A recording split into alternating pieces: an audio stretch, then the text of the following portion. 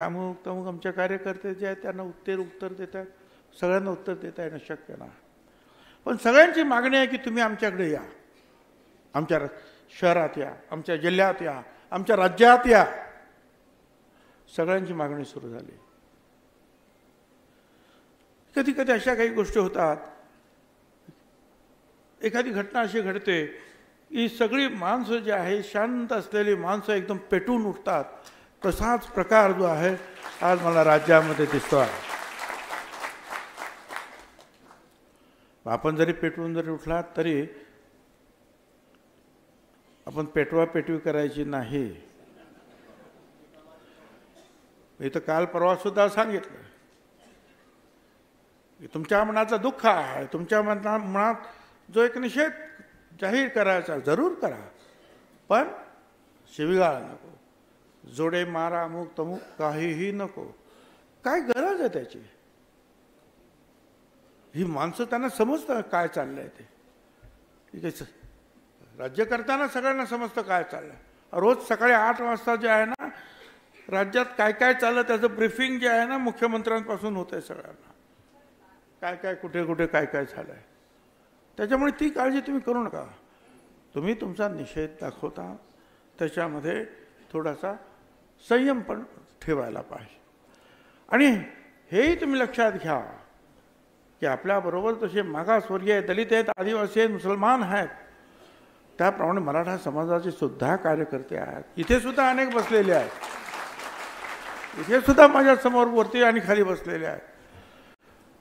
मतदारसंघातील माझ्या निवडणुकीचं सारथ्य ज्यांनी केलं ते सगळा मराठा समाजाचेच कार्यकर्ते होते, ज्यांना आजपर्यंत शिव्या खाव्या लागतात फोनवरून, मेसेज.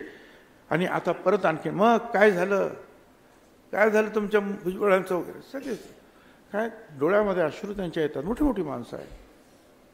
त्यामुळे असं समजायचं नाही ही माणसं सगळी आपल्या बरोबर आहेत. अरे आपण एवढंच काय, महात्मा ज्योतिराव फुलांबरोबर सुद्धा काम करताना सावित्रीबाई फुल्यांचं जे काही शाळा निघाली ती भिड्यांच्या वाड्यात, म्हणजे भिडे ब्राह्मणच होते. अशा अनेक, एक नाही दोन नाही, अनेक ब्राह्मण जे आहेत चिपळूणकरांपासून सगळे अनेक वेगवेगळे जे आहेत, परांजपे वगैरे, त्यांनी मदत केली ना. पण काही लोकांची मनोवृत्ती जे अनेक लोकांची मनोवृत्ती जी कोत्या छोटी असते, काही थोडे तरी लोक त्याच्यामध्ये असे असतात की जे समजदार असतात की त्यांना वाटतं की नाही हे बरोबर नाही, हे चूक आहे. महिलांच्या शिक्षणाला, मुलींच्या शाळेला विरोध करणारे हे तुमच्या आमच्यातले सुद्धा लोक होते. आणि कट्टर जे बाकीचे आपण जे म्हणतो ना ते सुद्धा होते. पण सपोर्ट करणाऱ्यामध्ये सुद्धा मुस्लिम धर्माची जी आमची फातिमा शेख सुद्धा होती. आणि त्याचबरोबर जे आहे आपल्या जागा देणारे जे आहेत ब्राह्मण समाजाचे लोक सुद्धा होते. त्यामुळे सगळेच आपले दुश्मन आहेत नाही.